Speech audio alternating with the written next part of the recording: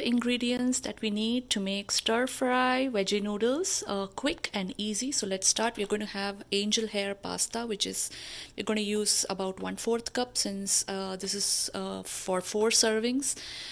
We also need about 1 cup onions chopped lengthwise. Everything is chopped lengthwise.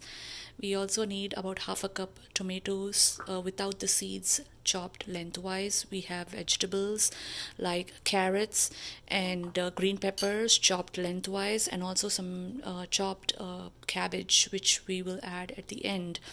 For the spices, we have red chili flakes, about 1 teaspoon. We'll have 1 tablespoon each of chopped ginger and garlic, salt as required. We have we'll be using about 1 tablespoon of soy sauce, 1 tablespoon of sriracha, hot chili sauce, and we will be cooking all this in sesame oil. So that's it. Let's get started.